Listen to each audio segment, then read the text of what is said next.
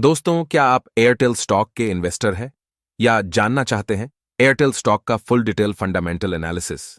तो आज हम यहां बताने वाले हैं इस स्टॉक का बिजनेस मॉडल, फंडामेंटल एनालिसिस और आने वाले समय में कैसा परफॉर्म कर सकता है। क्या यह फिर से मल्टी बैगर स्टॉक्स बनेगा? आइए जानते हैं। भारतीय एयरटेल, भविष्य का एक बड़ा मौका। भारतीय एयरटेल, जिसे आमतौर पर एयरटेल के रूप में जाना जाता है, एक अग्रणी टेलीकॉम सेवा प्रदाता है जिसके ऑपरेशन भारत के साथ साथ Sri Lanka, Bangladesh, Nepal, Africa, Seychelles, Madagascar और अन्य 18 देशों में सक्रिय हैं। एयरटेल ने टेलीकॉम क्षेत्र में महत्वपूर्ण भूमिका निभाई है और अपनी विश्व स्तरीय सेवाओं के साथ इस क्षेत्र में अच्छा काम किया है। हम यहां जानने की कोशिश करेंगे कि आने वाले समय में भारतीय एयरटेल का शेयर कैसा परफॉर्म कर सकता है और इसके पीछे की कहानी क्या है। आइए जानते हैं आसान भाषा में। इससे पहले एक बात क्लियर कर देना चाहता हूं, ये मेरा पर्सनल ओपिनियन है, निवेश से संबंधित महत्वपूर्ण जानकारी प्रदान करने के उद्देश्य से है और किसी भी निवेश निर्णय की सलाह नहीं है। साथ ही निवेश के साथ जोखिमों को समझने और सलाहकार से परामर्श लेने की सलाह दी जाती है। इसलिए निवेश करने से पहले एक वित्तीय सलाहकार से परामर्श लेना बेहद महत्वपूर्ण है। आइए जानते हैं। सबसे पहले एयरटेल के बिजनेस मॉडल। एयरटेल के व्यापारों को 3 व्यक्तिगत रणनीतिक व्यापारिक इकाइयों में विभाजित किया गया है। पहला, मोबाइल सेवाएं। एयरटेल के मोबाइल सेवाएं प्रीपेड और पोस्टपेड प्लान्स की विशेषता है, जो ग्राहकों को उच्च गति तकनीक पर आधारित सेवाएं प्रदान करती हैं। दूसरा, एयरटेल टेलीमीडिया सेवाएं। इस इकाई के अंतर्गत ब्रॉडबैंड, इंटरनेट सेवाएं, डिजिटल टीवी, डेटा और आईपी समाधान शामिल हैं। यह ग्राहकों को गति और सेवाओं का बेहतर अनुभव प्रदान करता है। तीसरा, एंटरप्राइज सेवाएं। एयरटेल के इस सेगमेंट में कंपनी व्यवसायों को वायरलेस इंटरनेट, डेटा समाधान, कॉलिंग कार्ड्स और वॉइस सॉल्यूशंस कॉन्फ्रेंसिंग की सेवाएं प्रदान करती है, जो उनके कारोबार की आवश्यकताओं को पूरा करती है। अब बात करते हैं एयरटेल की सफलता की कहानी। भारतीय एयरटेल की आईपीओ 2002 में आया, जब इसका शेयर मात्र 45 रुपए का था। सिर्फ 2002 में ही इसका शेयर मात्र 45 रुपए का था और अब यह बड़े उच्च मूल्य पर ट्रेड हो रहा है, लगभग 950 के आसपास है और आईपीओ के प्राइस से लगभग 4651.41% का रिटर्न दे चुका है। इससे साफ है कि निवेशकों को इसमें बड़ा मौका मिला और इसने उन्हें बेहद अच्छे प्रॉफिट दिया है। इससे आप आंकड़ों के साथ देख सकते हैं कि यह कंपनी कितने अच्छे से अपने व्यापार को बढ़ा रही है और आने वाले समय में और भी अच्छा काम कर सकती है। बात करें एयरटेल के अधिग्रहण और विलय की। एयरटेल ने कई अधिग्रहण किए हैं जो इसकी सफलता में महत्वपूर्ण भूमिका निभाई है। पहला, ज़ेन अफ्रीका ऑपरेशंस।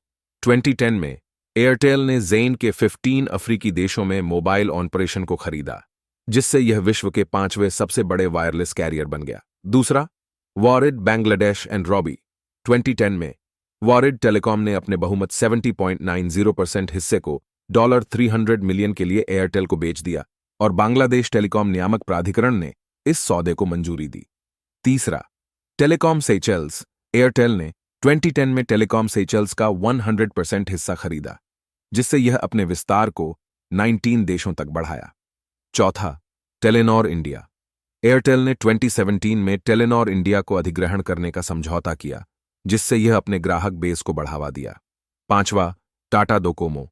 2017 में भारतीय एयरटेल ने टाटा टेलीसर्विसेज के ग्राहक मोबाइल व्यवसाय को अधिग्रहण किया और इससे अपने व्यापकता को बढ़ाया। अब बात करते हैं एयरटेल के। एयरटेल इंडिया ब्रॉडबैंड, टेलीविजन और बैंकिंग के साथ सेवाओं में इन्वॉल्व के बारे में।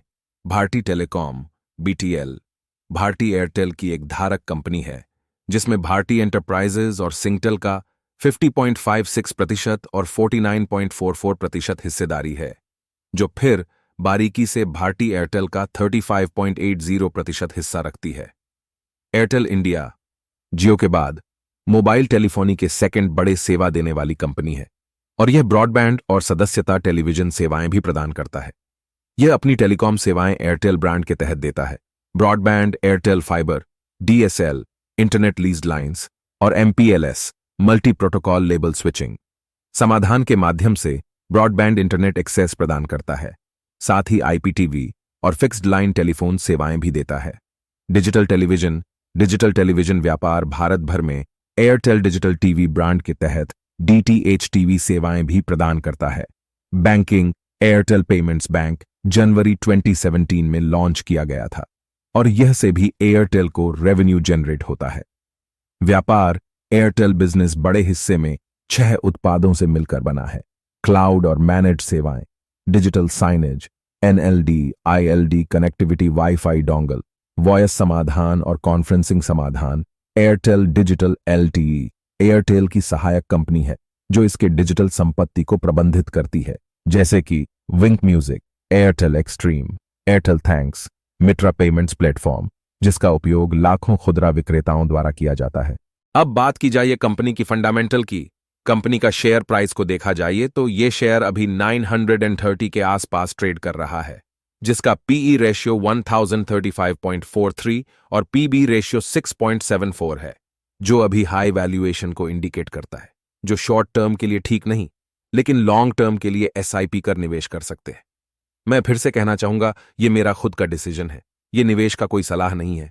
निवेश करने से पहले अपने सलाहकार की सलाह ले। बात की जाए कंपनी के मार्केट कैप की तो ये 556,733.16 करोड़ है, जो कि लार्ज कैप कैटेगरी में आता है और यह कंपनी इंडेक्स निफ्टी 50 का पार्ट है।